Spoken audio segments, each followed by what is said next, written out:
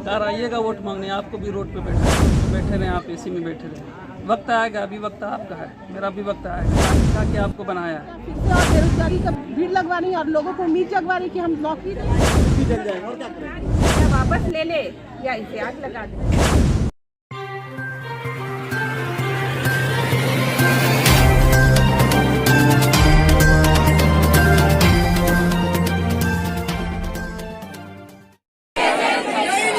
नहीं चलेगी, नहीं चलेगी, नहीं चलेगी, नहीं चलेगी, नहीं चलेगी, नहीं चलेगी। मांगे जायज है, गरीबाली जल्द करो। झारखंड के टीचर एलिजिबिलिटी टेस्ट 2016 में पास हुए कैंडिडेट एक बार फिर से सड़क पर हैं। कैंडिडेट ने नियुक्ति की मांग को लेकर शिक्षा मंत्री आवास का घेराव कर दिया।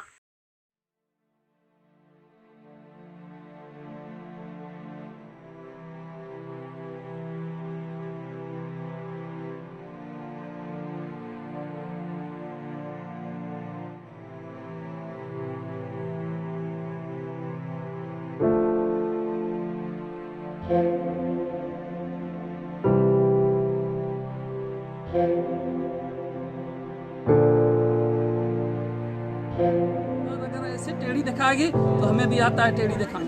हमने मैट्रिक किया, इंटर किया, बीए किया, उसके बाद फिर आपने ट्रेनिंग कराया, फिर उसके बाद टेट लिया। कितना एग्ज़ाम लेंगे, कितना एग्ज़ाम लेंगे आप? एक एग्ज़ाम हमने चार एग्ज़ाम दे के आया, उनके बाद टेट पास किया है। हम वैसे नहीं आए कि हम भीख नहीं मांगने के लिए आए आपके पास, हमने टेट पास किया है।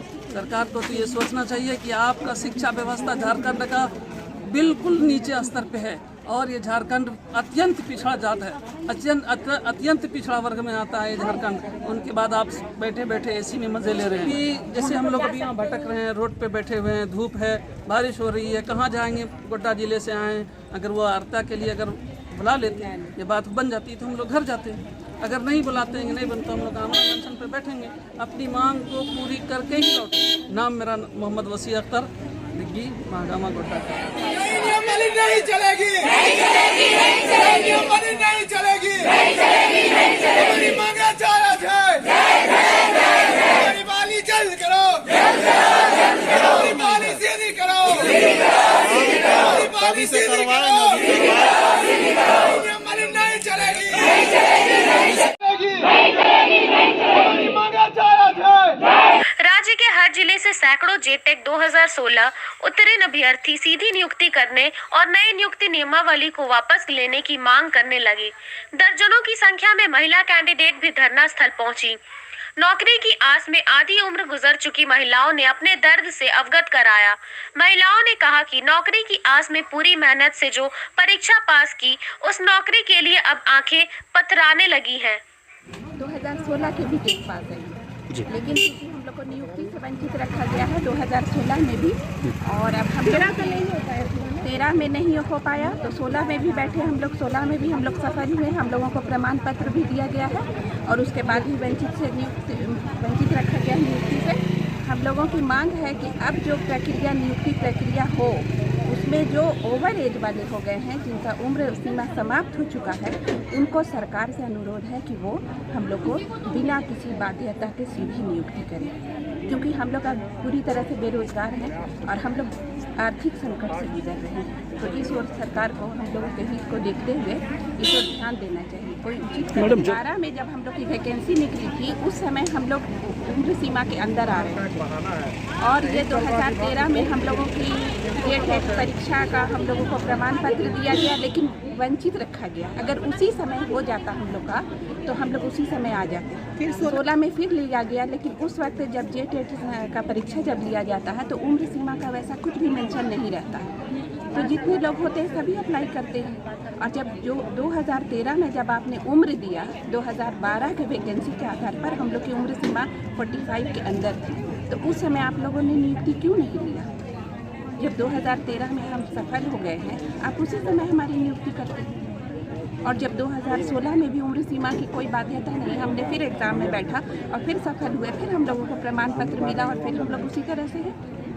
तो हमारी मांग यही है कि अब 2016 के आधार पर जो 2013 भी पास है और 2016 भी है, दोनों प्रमाण पत्र जिनके पास है उनको 2016 में सीधी नियुक्ति किया जाए, जिनकी उम्र सीमा निकल गई है। जैसे अंधकार में हम लोग का भविष्य है, तो इन लोगों के कार्यों को बताना उचित नहीं है कि क्या करें। नई नियमावली नहीं चलेगी, नहीं चलेगी, नहीं चलेगी, नियमावली नहीं चलेगी, नहीं चलेगी, नहीं चलेगी, हमारी मांगे जायज है।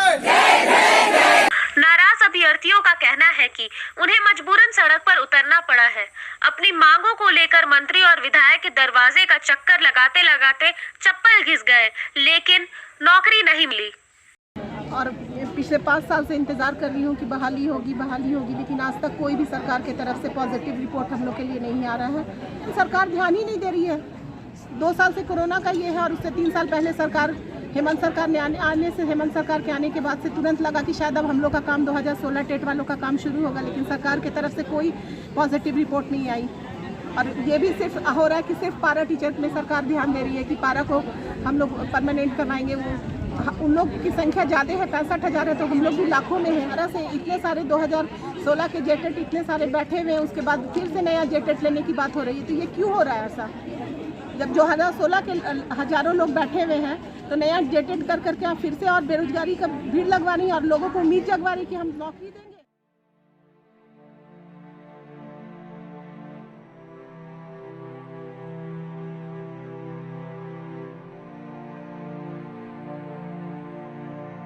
साफ साफ था कि हम लोग का काउंसलिंग होगा, एग्जाम होगा, उसके बाद हमारा काउंसलिंग होगा। जो भी मेरिट में स्टूडेंट्स आएंगे उनको रिक्रूटमेंट हो जाएगा उनका। लेकिन अब सडनली ये लोग बोले कि नहीं नेक्स्ट एग्जाम होगा। तो आखिर उनके दिमाग में क्या चलता है? वो अपनी नियमावली को बार बार क्यों चेंज करते हैं? दूसरे सरकार की बनाई नियमावली तो बता सकते थे कि हाँ कुछ गलत था, वो लोग कुछ आप खुद बनाते फिर खुद चेंज करते, फिर खुद बनाते खुद चेंज करते। और इसके बीच में पिसाता कौन है? हम लोग पिसाते हैं ना, स्टूडेंट्स पिसाते हैं। 2016 में पास है, उसमें क्या क्राइटेरिया था कि आप जो भी बीएड पास हैं वो लोग टेट का एग्ज़ाम देंगे, और टेट के एग्ज़ाम में जो भी पास होंगे उसके बाद काउंसलिंग होगा। काउंसलिंग हमारे एकेडमिक जितना होगा, एकेडमिक मतलब हमारा इंटर, मैट्रिक, ग्रेजुएशन सारे के मार्क्स को मिला के और बीएड के मार्क्स को मिला के और हमारा टेट का मार्क्स, ये सारे को मिला के मेरिट बनेगा। और मेरिट बना के जो भी मेरिट में स्टूडेंट्स आएंगे, जितने भी इनके पास सीट होगी उसमें मेरिट के अकॉर्डिंग वो लोग इतने स्टूडेंट को सिलेक्ट कर लेंगे। लेकिन सडनली अब ये सारा चीज़ इनके सामने रॉन्ग है, क्योंकि यही उस नियमावली में 2012 में ये सब कुछ सही था उनका बनाया हुआ, क्योंकि 2013 में जो टीचर्स का अपॉइंटमेंट हुआ उस वक्त ये सब कुछ सही था, जे में उनका बनाया हुआ सारा नियमावली सही था। लेकिन आज उनका बनाया हुआ नियमावली गलत था और वो फिर से अपना नया नियमावली चेंज कर हमें सेकंड एग्जाम लेने के लिए प्रोसेस कर, वो अपना ही नियमावली उनको अब गलत लग रहा है और वो नया नियमावली बनाया। तो मुझे तो कुछ भी समझ नहीं आता हम लोग को कि हम लोग एग्जाम दे के हम लोग को इतना टाइम दिए, एक तो हम लोग इतना पैसा बर्बाद किए प्लस इतना टाइम बर्बाद किए, तो हम लोग का तो दोनों गया ना, पैसा और टाइम दोनों बर्बाद, एज भी जा रहा है, टाइम बर्बाद हो रहा है, एज बर्बाद हो रहा है, प्लस हमारा इतना पैसा बर्बाद हुआ। तो क्यों गवर्नमेंट इतना सारा कॉलेज खोल के रखी है, बीएड कॉलेज, टेट आपको नहीं देना, आप टेट का सारा एग्जाम सारा आप साफ बोल देना कि जेटेट नहीं लेंगे। ये लोग क्या मतलब क्या होता है कि आप सर्टिफिकेट दे कि बेरोजगारी का एक सर्टिफिकेट हो गया, जेटेट का सर्टिफिकेट, एक बेरोजगारी का सर्टिफिकेट हमें नहीं चाहिए। आप ले लो ना सर्टिफिकेट, हमारा वापस ले लो, आप सारे 50,000 का सर्टिफिकेट वापस ले लो और बोल दो मुझे नहीं लेना जेटेट का एग्ज़ाम, मुझे बीएड कॉलेज सारे बंद कर दो, जेटेट का एग्ज़ाम बंद कर दो, हम लोग भी सेटिस्फाइड हो जाएंगे। हम लोग को इस लाइन में हम लोग को कोई भी हमारा कोई ये नहीं, हमारा करियर नहीं, हम लोग कुछ और कर सकते हैं। लेकिन आप जब ले रहे हो एग्जाम तभी तो हमारे पास सर्टिफिकेट आ रहा है, तभी तो हम लोग नौकरी मांग रहे हैं। आप नहीं दे सकते, आप बंद कर दो ना, आप बंद कर दो। 2016 में वो उन्हीं की बनाई हुई नियमावली के अनुसार हुआ, तो ऑब्वियसली उसी के आधार पर हमारा एग्जाम नहीं, हमारा काउंसलिंग नहीं होना चाहिए। आप जब कोई मैच खेलने जाते हो तो सडनली बीच में मैच के अचानक बीच में कोई भी उसका रूल और रेगुलेशन तो चेंज नहीं कर देते। आप मैच जिस हिसाब से स्टार्ट हुआ, जो भी गेम जिस हिसाब वैसे ही वो फिनिश होता है, बीच में उसके नियमावली या कोई भी गेम का रूल नहीं चेंज होता। तो हम लोग का जब एग्जाम हो चुका हमारे नियमावली के तहत हो, तो बीच में सडनली ये नियमावली कैसे चेंज भी वैसे ही होना चाहिए, तो नियुक्ति भी उसी हिसाब से। तो ये लोग कोरोना को एक अपॉर्चुनिटी लेके चल रहे, हमारे लिए तो वो एक आपदा है, लेकिन उनके लिए एक अवसर।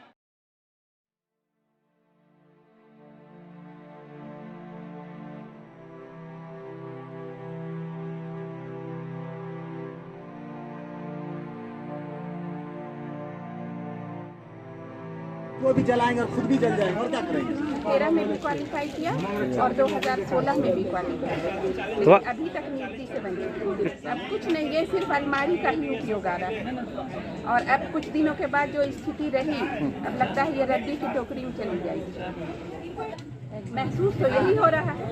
जिस तरह से ये कागज़ का टुकड़ा मात्र एक रख गया है, उससे यही साबित हो रहा है कि बस इसे लेकर या तो अलमारी में रखिए और जब इंतजार की प्रक्रिया खत्म हो जाए तो फिर रजिस्ट्री डोंगी में आप डाल दीजिए, या वापस ले ले या इसे आग लगा दें। इसको थोड़ा सा राहत मिले, अपना हक मिले, अपना अधिकार मिले, क्योंकि 5 साल से हम परेशान हैं। यहाँ पर देख सकते हैं, यहाँ 40 विधायकों का अपना समर्थन पत्र है। आंदोलन करते हैं? मैं क्या आप लोगों की कहूँगी डिमांड अपनी है? कैमरा पर्सन को और कि एक बार कब से आप लोग आंदोलन करते चले? देखिए, इनका कहना है कि 40 मैम दीपिका पांडे जी विधायक है, उनका है, ममता देवी होंगी, ममता मैम है, बंधु तिर्की सर जी है, मुख्यमंत्री भानु प्रताप शाही सर जी हैं, डॉक्टर इरफान अंसारी जी है, सीता सोरेन है,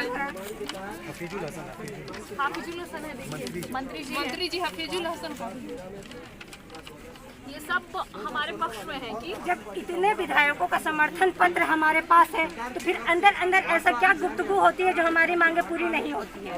जब ये हमारे सामने अपना समर्थन दे रहे हैं तो सरकार को किस चीज़ में दिक्कत हो रही है नियुक्ति देने में। बस हम सरकार से यही जानना चाहते हैं कि जब आप लोग हमारे सामने अपना लिखित आश्वासन दिए हैं विधायक के माध्यम से, मंत्री के माध्यम से, हमें नियुक्ति दीजिए। किस चीज़ में हमें फंसा के रखें? कोविड का बहाना बना रही है, कोविड का बहाने बना रही है। दूसरे राज्य में आपकी नियुक्ति की जा रही है। बिहारी देख लीजिए, 94,000 टीचर का बहाली हो रहा है, वहाँ के लिए कोरोना नहीं है, जबकि बिहार का हालत तो झारखंड से भी खराब था, बहुत खराब था। वहाँ भी बाढ़ आया हुआ, फिर भी बहाली लिया जा रहा है, अभी काउंसलिंग चल रहा है। यहाँ की सरकार 10-12 शिक्षकों की सरकार बनी है और उन्हें लग रहा है कि उनकी सरकार उनकी वजह से बनी हुई है, जबकि उनकी सरकार बनाने में हमारा भी योगदान है। और इसका प्रूफ है कि ये पेपर्स हमारे जो है विधायकों के, ये हमारे साथ है, ये हमारे समर्थन में है। फिर भी पता नहीं शिक्षा मंत्री और उनके जो अफसर है वो हमसे क्या चाहते हैं, वो क्यों ऐसा चाहते हैं। हमें अब कुछ नहीं, बस हमें लिखित आश्वासन दे दें कि आप लोगों की नियुक्ति की जाएगी, काउंसलिंग की जाएगी और इसमें चयन परीक्षा नहीं ली जाएगी। बस चयन परीक्षा जब है ही नहीं तो चयन परीक्षा हम क्यों दें? चयन परीक्षा आया मतलब थर्ड 4th ग्रेड के लिए सिर्फ एक एग्जाम है, तो हम लोग भी तो 4th ग्रेड में आते हैं, 3rd ग्रेड में आते हैं, तो हमारी परीक्षा क्यों? हमारी मांगे जायज है, हमारी मांगे पूरी करे, बस हमें और कुछ नहीं चाहिए। नियमावली में परिवर्तन की जाए, चयन परीक्षा को हटाया जाए, हमारी सीधी नियुक्ति की जाए काउंसिल के माध्यम से जल्द से जल्द। सरकार ने हमें आश्वासन दिया था कि हम लोग की नियुक्ति सीधी होगी और ये वर्ष नियुक्ति का वर्ष होगा, लेकिन अभी हम लोग की नई नियमावली में दिया गया है तो फिर से परीक्षा देनी होगी। हम लोग और परीक्षा नहीं देंगे, हम लोग की नियुक्ति सीधी की जाएगी। आश्वासन दिया गया था कि हमारी नियुक्ति होगी, सीधी नियुक्ति होगी, लेकिन उतना दिन बाद हम लोग को वेट करने के बाद अभी सुनने को मिल रहा है कि फिर से एग्ज़ाम देना पड़ेगा। हम लोग और एग्ज़ाम नहीं देंगे। कितना एग्ज़ाम देंगे? 5 साल से कितना एग्ज़ाम देंगे? अगर एग्ज़ाम ले देना था तो पहले ले आना चाहिए था, टेस्ट पास और एग्ज़ाम। एग्जाम का मतलब है 2-4 साल और, कम से कम 2 साल और। हम लोग के पास इतना समय नहीं, अब पेशेंस नहीं रहा है, कहाँ से हम लोग एग्जाम दें? ऐसा नहीं, टीचर वाला काम तो हम लोग कर ही रहे हैं, टीचिंग तो कर ही रहे हैं, एग्जाम से डरते नहीं बड़े बड़े बच्चों को। लेकिन इसका क्या मतलब है? 5 साल आप वेट कीजिएगा। आज सीधी नियुक्ति का आश्वासन दिया गया है तो अनाउंसमेंट होगा। 2 बार स्टेट एग्जाम हुआ है, एक 2013 में, एक 2016 में, जो 2012 प्रारंभिक शिक्षक नियुक्ति नियमावली के तहत हुई है। वो भी ये हमारे माननीय मुख्यमंत्री हेमंत सोरेन जी के द्वारा नियमावली बनाया गया था 2012, और 2013 वाले में कम से कम 10 बार काउंसलिंग कराया गया और हम लोग आज तक 5 साल में एक भी काउंसलिंग नहीं कराया गया। हम लोग दर दर भटक रहे हैं और हम लोग का ऐसा हालत हो गया कि अब हम लोग बस भीख मांगने चले जाते हैं। हम लोग की ऐसी क्या गलती है?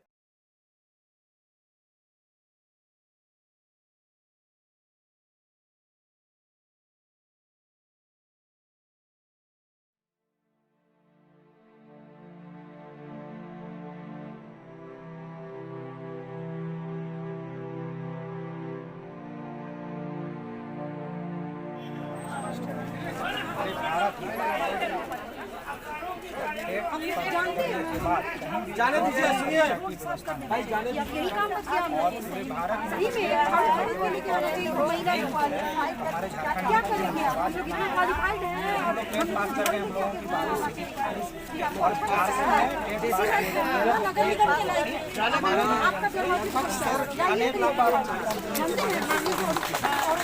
अब जो है अनेकों बार सीधी नियुक्ति हो चुकी है, तो फिर हम लोगों की क्यों नहीं? मैं सरकार से गुहार लगाता हूँ कि हम लोगों की सीधी नियुक्ति हो और काउंसिलिंग के माध्यम से हो। हम लोग एक और आप लोगों की मांग जायज़ है और आप लोगों की सीधी नियुक्ति की जाएगी, लेकिन अभी शिक्षा मंत्री के पास नियमावली आई है जिसमें एक और चयन परीक्षा का प्रावधान अधिकारियों के द्वारा मैनिपुलेट करके कि लड़की कोर्ट में चले जाए, मामला फंस जाए और नौकरी ना देना पड़े लोगों को, इस तरह का मंशा के साथ हम बना के भेज दिए हैं। इसलिए हम लोग विरोध कर रहे हैं कि कम से कम नियमावली में एक चयन परीक्षा का नहीं होना चाहिए।